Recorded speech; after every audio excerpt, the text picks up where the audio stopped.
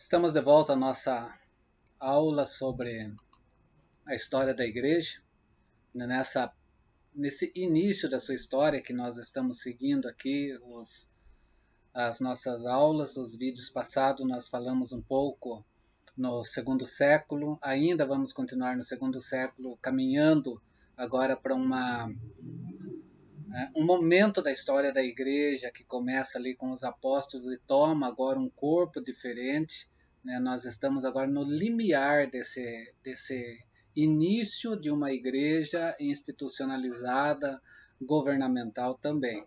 Né? Nós falamos até agora aqui algumas questões básicas na vida da igreja que foram acontecendo, questões que chamaram a atenção para que a igreja pudesse rever a sua visão bíblica, como ela deveria permanecer em Cristo Jesus diante das heresias que começam a aparecer.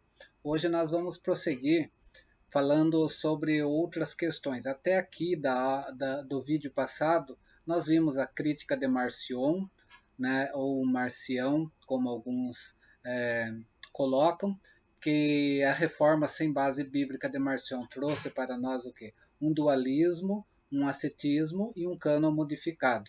Né? Algo que vem mexer com a vida da igreja naquele momento. Depois nós vamos ter o movimento montanista a partir de Montano, né, que também a igreja entendeu em relação a esse movimento, ter já um cânon completo, ser uma igreja no mundo e consistir de pecadores sobre a graça de Deus. E as três normas que surgiram, né, por essas questões também até aqui, no século II, da igreja reconhecendo o cânon, elaborando a sua confissão e criando então o que? A sucessão apostólica. Teremos problemas com relação a isso, nós vimos já algumas questões, mas nós vamos prosseguir até a partir de agora. Se você não viu os vídeos passados, volta a ele para você poder entender essas questões que nós já vimos até aqui. A Igreja Católica Antiga, que eu gostaria de falar agora. Quando eu falo Igreja Católica Antiga, não estou falando da Igreja Católica Apostólica Romana, porque ainda essa igreja não apareceu no contexto da história da igreja. Nós estamos aqui no final do século II, iniciando o século III, né, e pouco antes do início desse século III, então a igreja passa a ser conhecida como uma igreja católica. Católica porque a palavra católica quer dizer universal, né? Uma igreja que estava por toda parte do mundo, porque ela já estava se expandindo, ela já estava crescendo, ela não estava só no reduto de Jerusalém, de Judéia, de Samaria, mas ela atinge os confins da terra. Né? E, então, quando falamos dessa igreja, então, nós estamos falando mais precisamente do ano 180 até o ano 303 depois de Cristo, né? Porque a partir do ano 303 nós vamos ter um divisor de águas na história dessa igreja antiga. No século II, houve crises internas na igreja. Nós já vimos algumas questões nos vídeos anteriores. Mas ainda a igreja não estava dividida entre o oeste e o leste. Né? Ainda nós temos uma igreja única caminhando sobre a face da terra sem nenhuma divisão. Né? Uma igreja romana, né, e uma igreja ortodoxa. Ainda nós não temos essa forma de ser da igreja. Então, não temos uma igreja católica ortodoxa, nós não temos uma igreja católica romana. Nós temos uma igreja católica, porque é uma igreja que está por toda a parte do mundo até esse momento. Essa igreja católica antiga, então, né, era cada vez mais o que influenciada também pelo ambiente pagão, porque ela se espalha e ela vai de encontro também com os povos pagãos. Né? E nessa evangelização diante dos povos pagãos também, nós vamos ter algumas influências desses povos que vão entrar também no contexto da igreja. Né? Nós já vimos algumas questões anterior. Né? Isso trouxe o quê? 3 de formação no culto da igreja. O primeiro, como nós já falamos anteriormente no vídeo passado, o culto se tornou um milagre, tendo o seu clímax, então, do culto na mesa da Eucaristia, ou na ceia do Senhor, aonde, né, nós vamos ver ali o desenvolvimento de um pensamento da transformação do pão e do vinho no corpo e no sangue de Jesus Cristo. Essa é a primeira deformação que nós vamos ter. Segunda que nós vamos ter, né, que o dom de Deus na Santa Ceia ou na Eucaristia tornou a ser considerada como um sacrifício meritório que agrada a Deus, né? Visto como aqueles sacrifícios lá do Velho Testamento, agora numa visão de ceia do Senhor, né? Sendo visto então o que essa ceia como um sacrifício, principalmente aonde? No oeste. O leste não vai ter tanta influência com relação a isso, mas precisamente isso é visto no oeste. A ceia agora não representava somente um milagre por parte de Deus, mas por conta desse sacrifício meritório que o homem faz, e a partir disso ele então merece algo diante de Deus, né, faz também com que essa ceia se torne o quê? Por parte do homem também uma ação, né, no seu sacrifício, no seu sacrificar diante da mesa do Senhor, para estar na mesa do Senhor em comunhão com o Senhor, né, que nós vamos ter então aqui nesse momento. Em terceiro lugar, nós vamos ter a questão lá da sucessão apostólica, que vai nascer esse clericado, né? E o clérigo agora estava no centro dessa ação milagrosa e meritória. Era ele que dava as diretrizes para essas questões na vida da igreja. Logo, o bispo deixou de ser apenas um sucessor dos apóstolos. O bispo então se tornou o quê? Um intermediário entre Deus e o povo. Como eu disse, de acordo com aquilo que fazia o sumo sacerdote no Antigo Testamento, né? O bispo, então, ele traz para si, né? Ele encarna dentro do seu ofício, né, essa questão para que ele possa, então, fazer o quê? Para que ele possa ter controle na ação milagrosa e na ação meritória, né, que nós vamos ter nessa visão eucarística de comunhão na vida da igreja. Junto com essas três deformações, nós temos também o batismo, né, que tornou-se também o quê? Não apenas um rito de entrada no corpo de Cristo, na igreja, né, conforme começou lá nos apóstolos, mas ele também vai tomar um aspecto diferenciado agora aqui por questões de influência do paganismo que começa também a ser acentuada na história da vida da igreja, né? Logo, né, nós vamos ter um batismo que se torna uma palavra visível de perdão, né? Um milagre também eficaz contra os demônios. Aqui nós temos então o que? No culto da Igreja Católica Antiga já presente milagre, mérito e clérigo, né? Um problema sério nessa época também foi a questão disciplinar que começa a acontecer. Por quê? Por causa da distinção entre igreja e mundo. Porque essa distinção entre igreja e mundo começa a diminuir, né? Como avança a igreja no meio dos pagãos e com a influência dos pagãos também na vida da igreja, né, nós vamos ter aí aquela diferença acentuada que tinha no princípio começa a diminuir.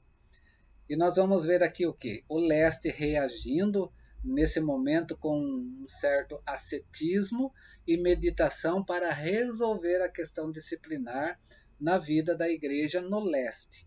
O oeste ele busca o que? Estudar como manter a fé no mundo pagão, né? Porque o oeste vai ter muito mais influência aqui grega, né? No sentido da razão. Então ele vai buscar nisso para tentar entender a fé também num aspecto mais disciplinar, né, para a vida dos membros dessa igreja.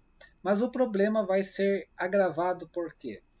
Por questões de teologia que começa a então tomar corpo também na vida da igreja. O batismo era visto como um lavar da pessoa de todos os pecados passados.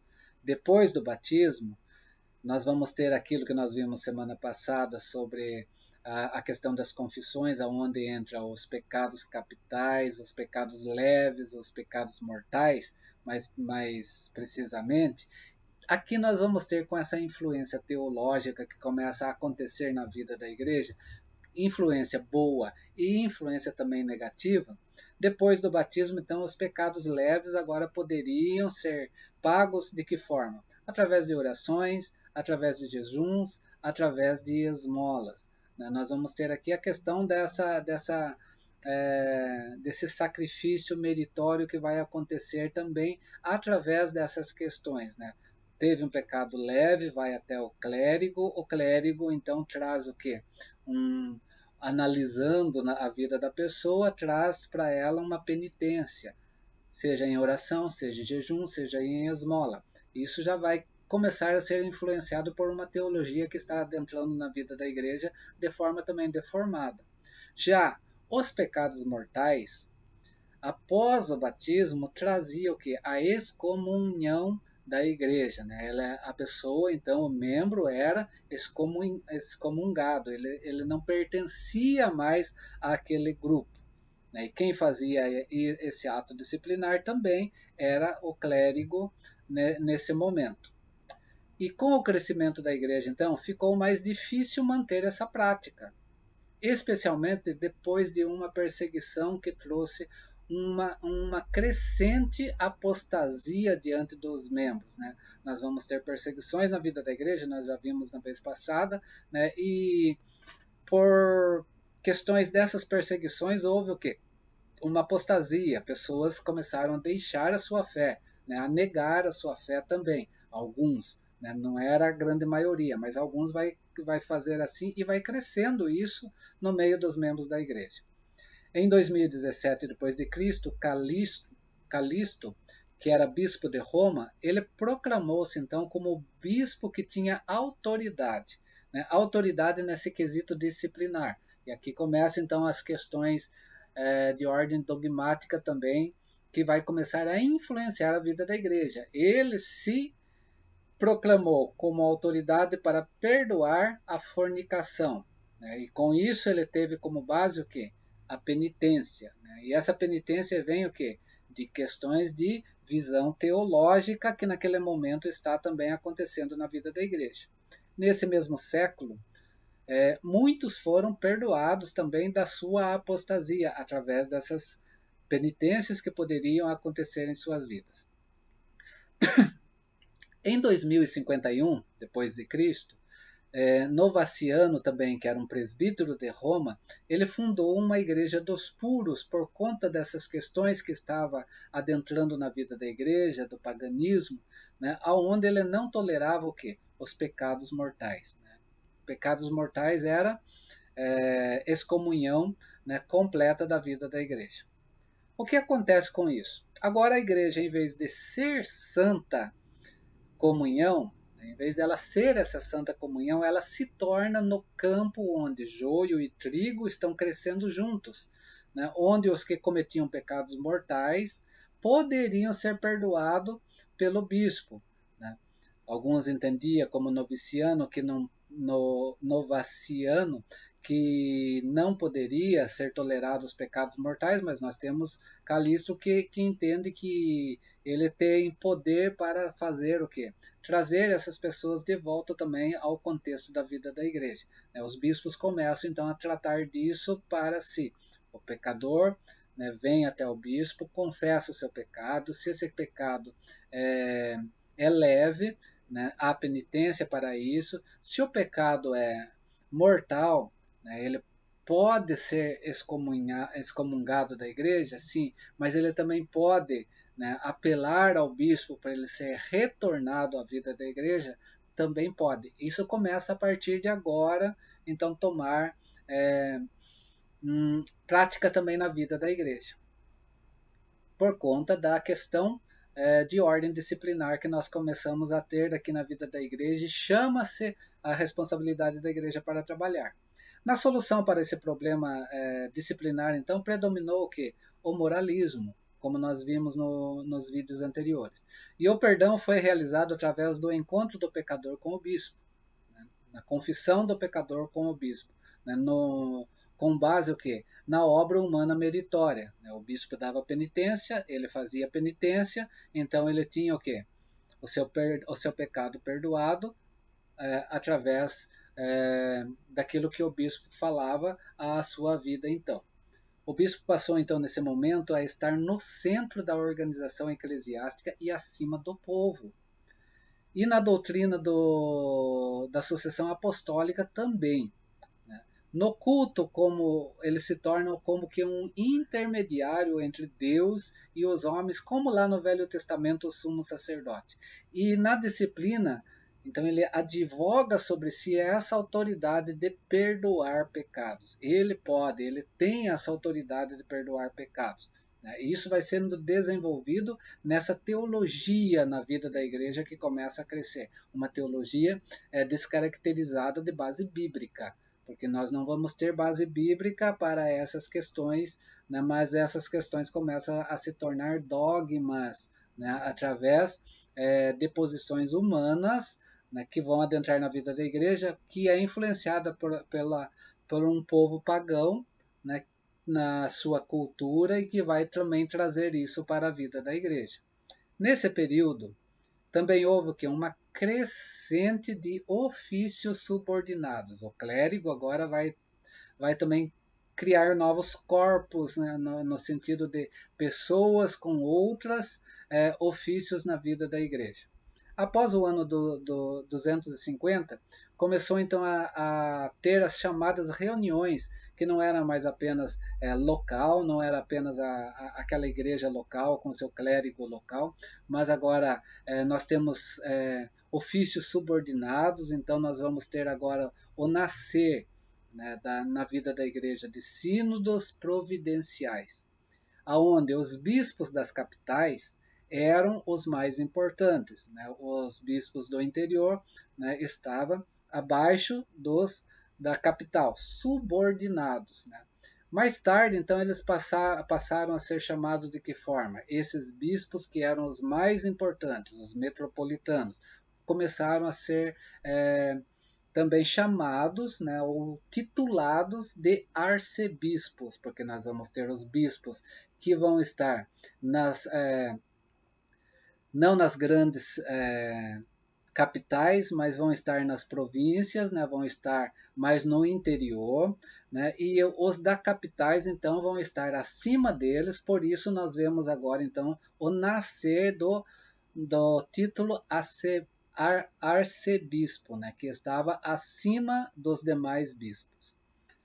O que nós temos de destaque nesse momento, os bispos de Jerusalém, Antioquia, Alexandria e Roma. Né? Esses se tornam arcebispos também nesse momento, né? Onde o bispo de Roma, como agora arcebispo também, passou a se considerar, ele trouxe isso também, advogou-se para si o sucessor direto, tanto de Paulo quanto de Pedro. Mas ainda ele não gozava de autoridade jurídica sobre a igreja toda. Nós vamos ter essa autoridade jurídica sendo constituída quando nós vamos ter a divisão do leste e do oeste dessa igreja católica. Nós vamos ter, né, o arcebispo na Igreja Católica Romana como autoridade jurídica da Igreja. E na Igreja Grega nós vamos ter o patriarca, né, que lá vai ter o sentido mais patriarcal como autoridade jurídica da Igreja. Cipriano, o bispo de Cartago, como um moderador naquela época, ele era o mais dotado.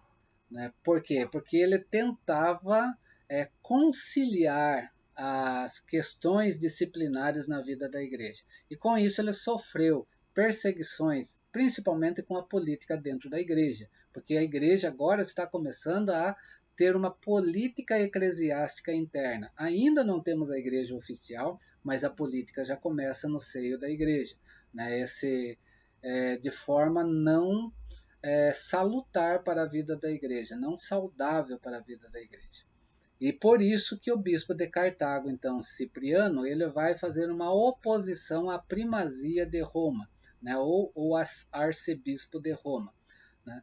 E ele era a favor o quê? Aqui houvesse uma igualdade de todos os bispos. Ele não aceitava essa jurisdição sobre si de um arcebispo. Né? Nós começamos então aqui as dificuldades agora políticas dentro da vida da igreja com essa crescente do clérigo, né, de subordinados na vida da igreja católica antiga. E ele então ele deu o quê? Ele deu início a um conflito da igreja que vem até hoje. Né? Nós continuamos com os mesmos conflitos de ordem interna na vida da igreja, né? No desenrolar da história da igreja, mesmo depois da reforma protestante, quando nós temos católica romana de um lado e igreja reformada e protestante do outro, mas essa questão, esse ninho que nós vamos ter aqui de política, né, que não traz nada salutar para a vida da igreja, permanece até hoje. Nós vemos isso sendo manifesto esporadicamente ou de forma mais acentuada na vida da igreja. Né? Que nós vamos ter aí esse episcopalismo, né, contra o curialismo. Né? Esse bispo, né, Cipriano, bispo de Cartago, ele foi decapitado no ano 258, né, por conta dessas políticas na vida da igreja que começa a tomar corpo. Né, e aqueles que não vão aceitar, né, essa igualdade que ele quer trazer, então vão trabalhar politicamente de uma forma que ele vai ser então condenado e decapitado. Dele nós vemos algumas frases também conhecidas na vida da igreja, onde ele afirmava que fora da igreja não havia salvação. Ele está falando de uma igreja una, ele está falando de uma igreja católica e apostólica, né, nesse momento, apostólica e católica no sentido de universal, onde a igualdade na vida da igreja existia. E ele diz que nessa igreja, fora dessa igreja não havia salvação. Né? Dele é a frase também que a igreja consiste no bispo. Né? Também ele vai trazer essa influência do bispo na vida da igreja. Dele também é a frase que alguém não pode ter Deus como pai se não tiver a igreja como mãe, né? Ou se não estiver, nesse caso, inserido no contexto da igreja, né? Nesse momento. Essas são as frases de Cipriano. Para Cipriano, a obra principal da igreja era a unidade. Quando ele traz essas frases, ele quer trazer essa unidade que deveria existir na vida da igreja. Foi Cipriano também que elaborou regras de penitência para a recepção dos apóstatas. Por quê? Porque aqueles que negaram sua fé começam a retornar para a vida da igreja, né, depois de um período de perseguição que há na vida da igreja, e essa perseguição faz alguns acordarem. Né? E ele vai fazer o quê? Ele vai elaborar então regras de penitência para que esses possam retornar para a vida da igreja. E essas regras foram adotadas então para a igreja nesse desenvolvimento teológico que acontece na vida da igreja. Como analisar a vida da igreja nessa época? Primeiro, Cipriano caracterizou o Oeste de forma prática e jurídica, forjando então o quê? Uma organização que sobreviveu às perseguições, deixando essas marcas de organização para a vida da igreja. Então, Cipriano ele traz, né, forma prática e jurídica para a vida da igreja. O Leste, né, foi mais em uma vida de igreja mais especulativa e mística, né, que contribuiu também o quê? Para a doutrina autorizada ou para os dogmas na vida da igreja. Segundo, nós vamos ter aqui na igreja que tanto o leste quanto o oeste, a verdade da palavra foi garantida pelo bispo. Né? Ou seja, o bispo é aquele que detém essa autoridade na palavra para a vida da igreja. E a obra do Espírito Santo foi ligada a essa sucessão apostólica certa. O bispo então poderia o quê? Garantir e interpretar a palavra também neste momento. Foi o preço que a igreja pagou para ter segurança contra as heresias que começaram a adentrar na vida da igreja. Então foi essa sucessão apostólica que foi trabalhar contra essas heresias. Então, nessa sucessão apostólica, o bispo tomou sobre si, né, esse poder de interpretar e garantir a palavra de Deus na vida da igreja. O desenvolvimento, então, da teologia na vida da igreja antiga. A teologia é a reflexão consciente e sistemática sobre o conteúdo e a intenção da Bíblia. Teologia, ela está firmada exclusivamente nas Sagradas Escrituras. Pelo desprezo dos pagãos e erro dos gnósticos que nós já vimos anteriormente, a igreja foi levada então a elaborar a sua teologia. Sendo os primeiros teólogos, como no vídeo passado vimos, né, os defensores da fé, que eram os apologistas, né, por mostrar o quê? Que o cristianismo era algo razoável, né, para o mundo pagão entender e receber para si. Né. O evangelho também era o quê? O mais sublime e o mais verdadeiro cumprimento dos ideais gregos. Os apologistas vão trabalhar dessa forma. E eles demonstraram o quê? Que o cristianismo, naquele momento, ele deveria ser aceito, né, ao intelecto grego, né, algo mais racional, e o homem poderia compreender, então, o cristianismo através desse conhecimento.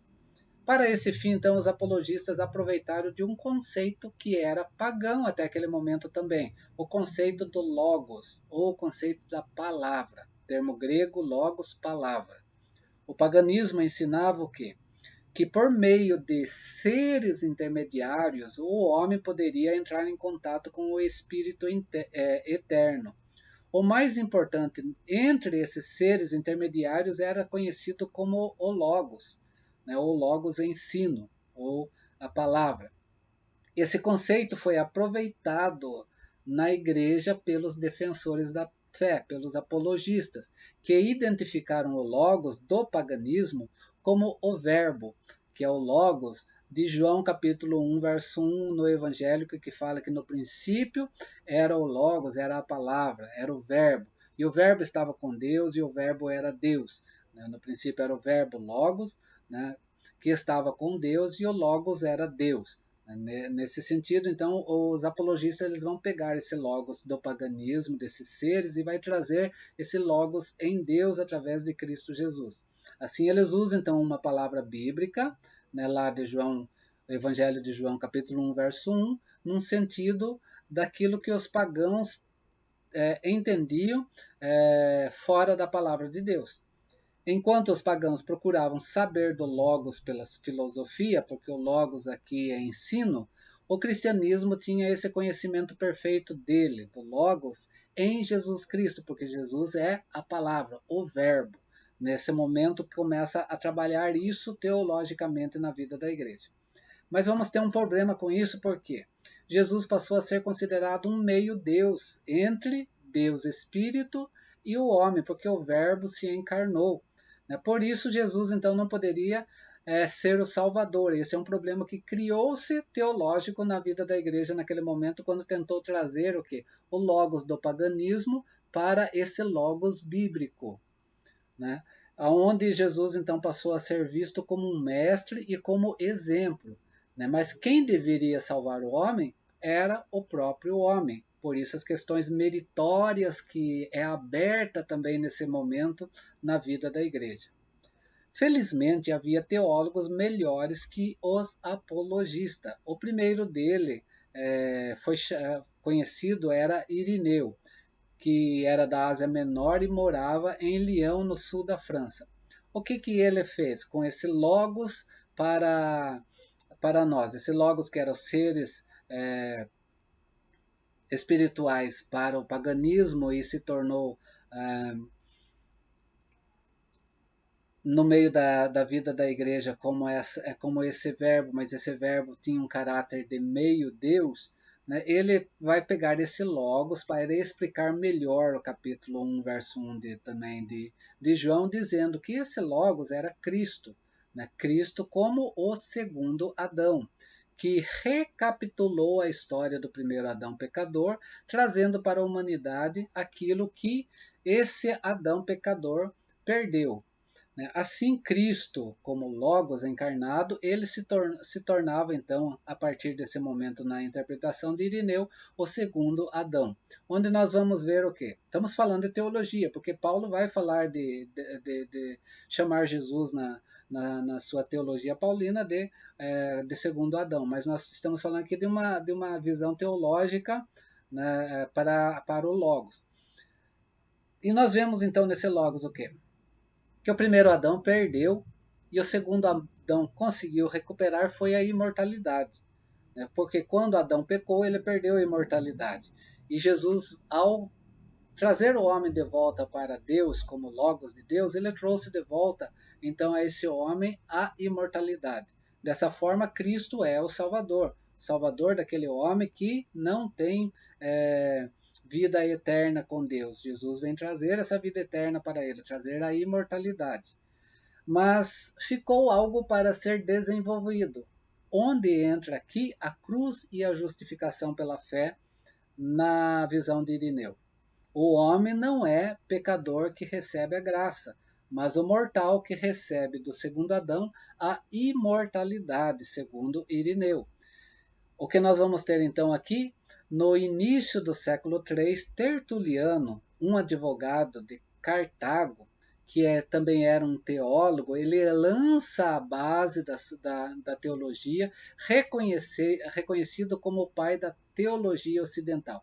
E como ele é um advogado, ele vai trazer o sentido da cruz, né, e da justificação, né, num âmbito mais jurídico, né, na sua teologia. Por isso que Tertuliano ele considerou a relação entre Deus e o homem nessa maneira jurídica de interpretação teológica. Dele vem então termos da teologia como lei, castigo, santificação, mérito. E ele vai olhar para a cruz então e ele vai dar o destaque na cruz como obra de satisfação nessa relação jurídica entre Deus e o homem. Tertuliano também ele vai definir a Trindade.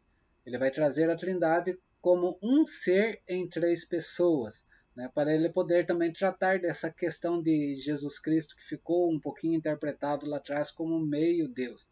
Né. Nisso ele vai trazer o quê? Nessa Trindade também ele vai trazer na teologia as duas naturezas de Cristo. Né, o Deus encarnado, né, Jesus homem, e o Deus eterno, Jesus Deus, né? Aquilo que nós vamos ter na teologia mais para frente, Jesus 100% homem, Jesus 100% Deus. Também ele vai contribuir com vários termos teológicos, enriquecendo mais ainda o vocabulário da igreja, né? Termos como satisfação, mérito, trindade, pecado original vai começar a ser mostrado a partir dele, né? De Tertuliano também, e o sacramento. São palavras que ele traz para a vida da igreja, né, que nós vamos ter. Logo, Irineu e Tertuliano eles levaram a igreja a entender aquilo que o gnosticismo tentava mostrar. E eles vão mostrar o que? Eles vão fechar a questão aqui que o gnosticismo não tem nada de cristão. Mas o espírito gnóstico ainda vai persistir na vida da igreja, né, querendo combinar, né, o cristianismo com a filosofia grega, precisamente mais no reduto de Alexandria. Neste centro, então, nós vamos ter outros teólogos também que começam a aparecer, como Clemente e o seu aluno Orígenes, do ano 185 a 254. Mas muito mais Orígenes é que vai dar um enfoque maior na teologia. Depois de Agostinho, ele é conhecido, Orígenes, como o maior gênio, né, no sentido teológico, da vida da Igreja Antiga, da Igreja Católica Antiga. Ele deixa mais de 6.000 escritos de exposição bíblica e filosófica. Dele nós vamos ter a primeira teologia sistemática acontecendo agora na vida da igreja, né? Conhecida como Contra Celso e dos Princípios. Orígenes, então, ele fez o quê? Ele mudou para Cesareia, foi ordenado oficialmente pela igreja no ano 399, morreu em uma das perseguições, a perseguição vinda por Décio, mas ele continuou a influenciar a igreja, especialmente entre as pessoas mais cultas do leste, através dos seus escritos que permaneciam na vida da igreja. Ele aproveitou de uma interpretação na sua teologia de forma mais alegórica, para tentar combinar o cristianismo com a filosofia, porque ele tentou levar as duas questões juntas na vida da igreja. Assim, ele propôs, então, o quê? Uma interpretação tríplice para a vida da igreja, para a vida da igreja na forma que ela olha para a Bíblia. Né? O homem simples tem que olhar a Bíblia de forma literal. Era dessa forma que ele colocava. O homem simples vai olhar de forma literal. Né? Para aqueles que estão um pouco mais adiantados no ensino da palavra de Deus, eles vão olhar para a Bíblia numa visão mais moralista, mais moral.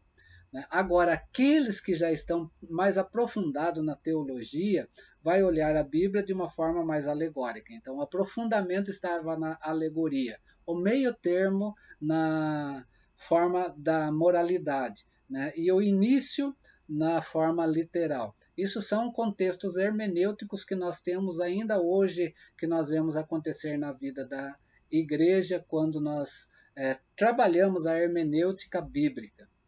A igreja sabia que não podia aceitar a teologia de Orígenes. Né? O que prevaleceu então foi o quê? O logos ensino dos apologistas e de Tertuliano. Né? Os dois, né, sendo discutido teologicamente na vida da igreja. Mas uma questão ainda precisava ser resolvida: como relacionar a divindade de Cristo com o monoteísmo, né, com a crença de um só Deus.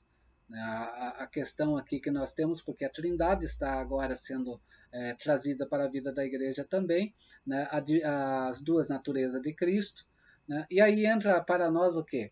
Mais um personagem na teologia chamado Paulo de Samosata, que era um bispo da Antioquia, que ele propôs uma alternativa para esse logos ensino, né, chamado de adocismo, ou monarquismo dinâmico, que é Cristo é somente o filho adotado de Deus. Um outro problema que surgiu teológico na vida da igreja, porque essa alternativa comprometia a divindade de Cristo. Então Paulo, esse teólogo, ele foi em relação a isso, né, não bem aceito também e deposto da igreja no ano 268.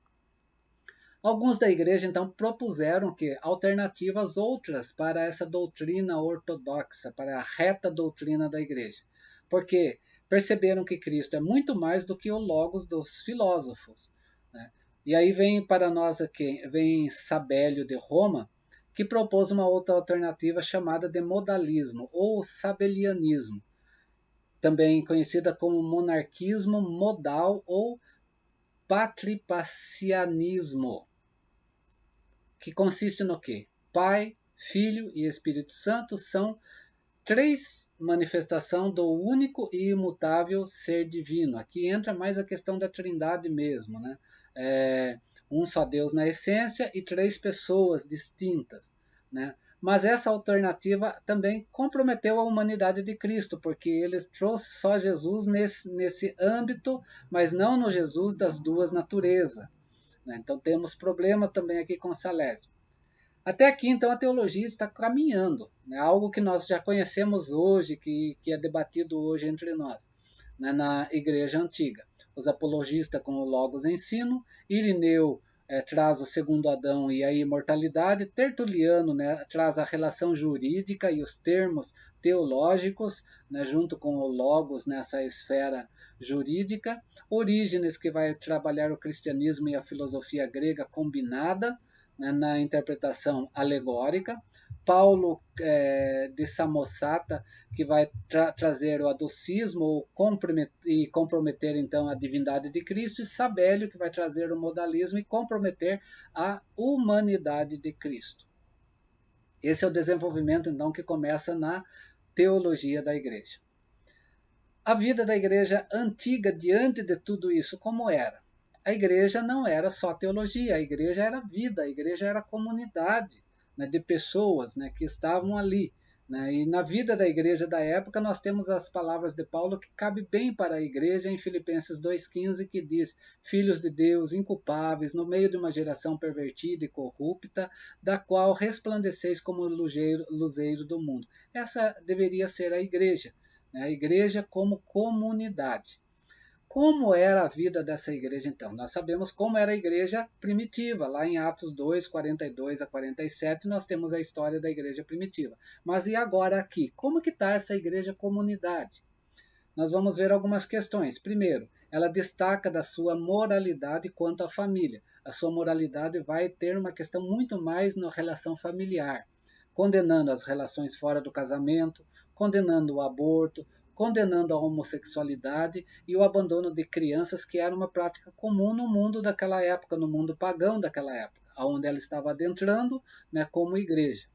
O mundo dessa época é bem retratado por Paulo, aquilo que ele diz lá em Romanos capítulo 1, verso 18 a 32, com todas essas questões de relações ilícitas, relações sexuais ilícitas, homossexualidade, todas essas coisas, né? A igreja, né, o mundo naquela época era comum essas coisas acontecer, e a igreja estava sendo influenciada também sobre isso.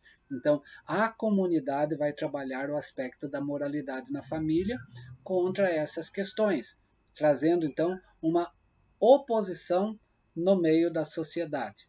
Também havia nessa época a questão da escravidão e das propriedades, e a igreja olhava essas questões como uma questão de mordomia cristã, da sua responsabilidade diante de Deus, né? Dos cristãos como mordomos do Senhor aqui na face da terra. E exigia, então, dos cristãos honestidade absoluta em todos os quesitos de ordem também material. Havia também um menosprezo diante das riquezas, por causa da tentação que essas riquezas trazia de levar o cristão a sair fora do caminho da pureza do evangelho. Mas não considerava a diferença entre a riqueza e pobreza como algo injusto, socialmente falando, né? Embora a igreja fizesse o quê? A igreja cuidava dos pobres, né? Em Roma, como exemplo, no ano 250, a igreja cuidava de mais de 1.500 pobres naquele momento, né? Mas ela não considerava a diferença entre a riqueza e problema como injustiça social, mas como algo normal no contexto social. Mas ela cuidava dos seus pobres, né? Ela tinha um aspecto coinônico também em relação a isso, diaconal. O objetivo do evangelho para a comunidade, para a vida da igreja, era que não eram as instituições sociais em si que precisavam ser tratadas, mas o homem na sua estrutura completa, né? O homem físico, o homem espiritual, o homem também material.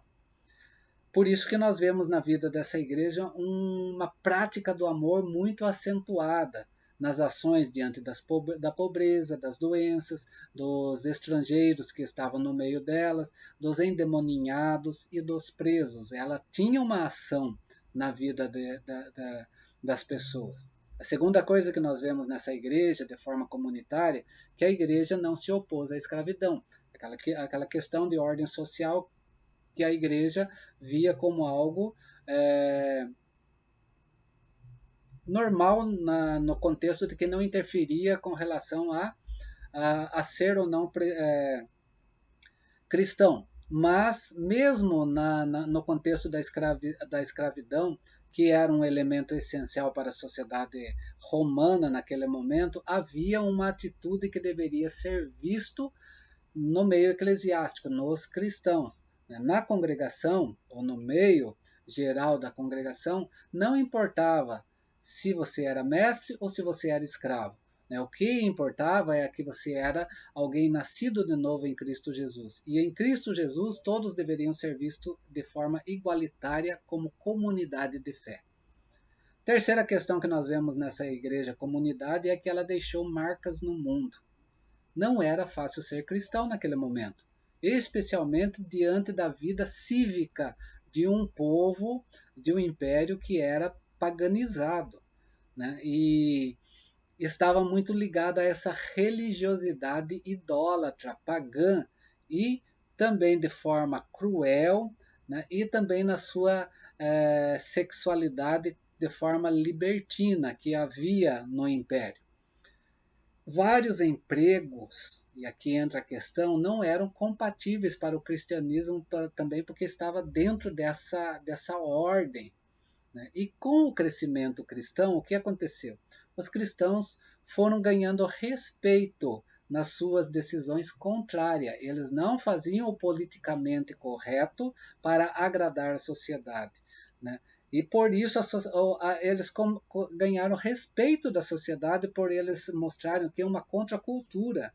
E eles viviam essa contracultura. Isso é algo que deveria ser pensado no contexto da igreja hoje, que a igreja hoje está flertando, namorando com algumas coisas do mundo para ela viver o politicamente correto. A igreja era diferente. Ela tinha uma oposição desse politicamente correto.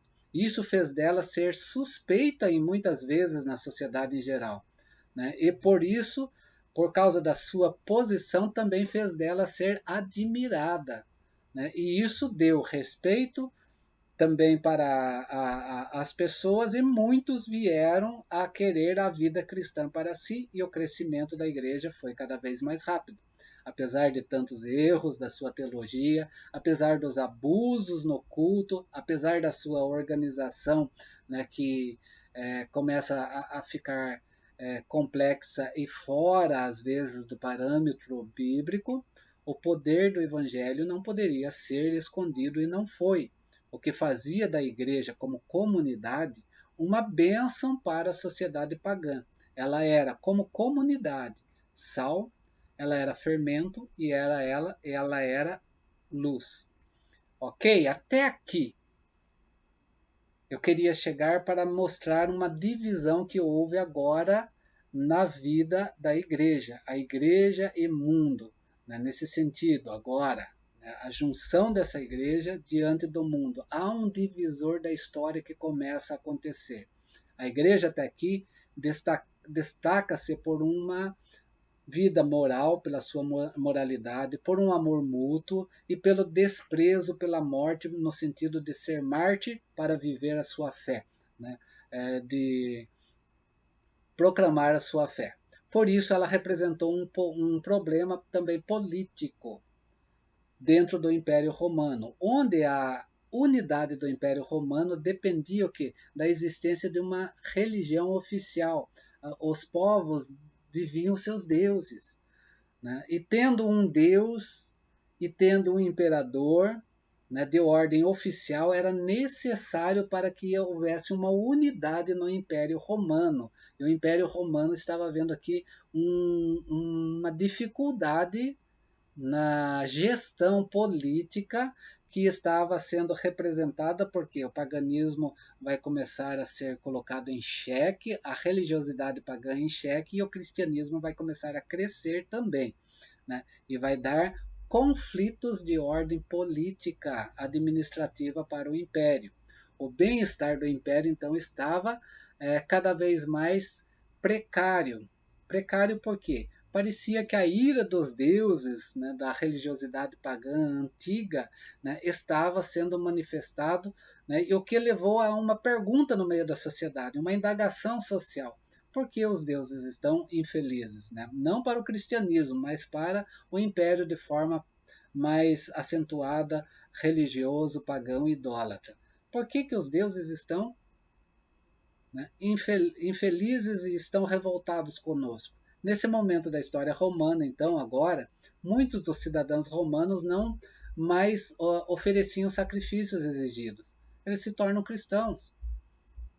Esses cidadãos agora são cristãos. Deixam essas práticas de lado. Né? O que levou o império a entender o quê? Por causa disso, o império está sofrendo e começou a perseguir a igreja. Né? Uma perseguição agora diferente daquela perseguição anterior.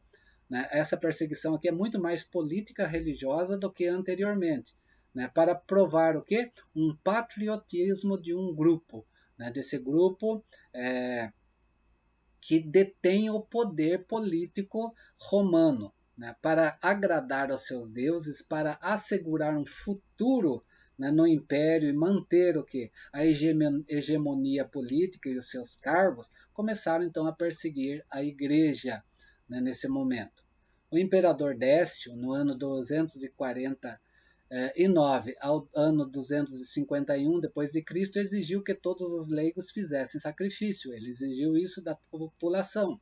O imperador Valeriano, no ano 257 a 278, também trouxe outro período de perseguição na vida dos cristãos. Depois vem Diocleciano também e os seus sucessores do ano 303 ao ano 311 também trazendo perseguição para a vida da igreja por questões políticas agora, né, de ofícios dentro para manter o status quo dos que estão à frente política da vida do império, que está se tornando decadente, né, por essas questões, e eles entendem que a decadência do Império Romano se dá porque ele não é mais unido, e o cristianismo é um fator nisso. A igreja então sofre as piores perseguições, mas Cristo sempre amparou a sua igreja, onde a igreja teve a atitude de tornar-se mártir, né, do que fazer sacrifícios pagãos.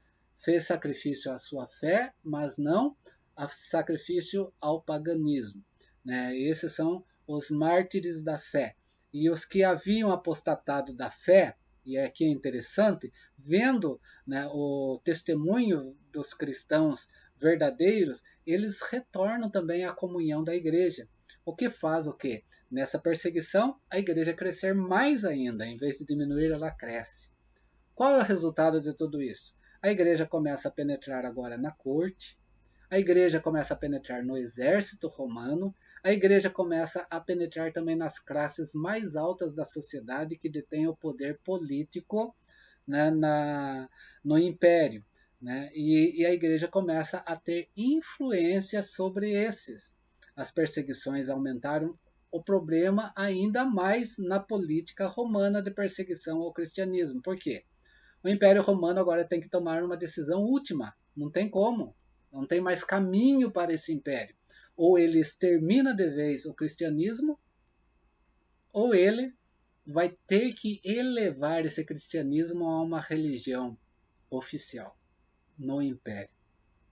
O que ele fez? Nas perseguições tentou exterminar o cristianismo, não conseguiu. O cristianismo cresceu mais. O que restou? Somente a segunda opção para o Império Romano agora.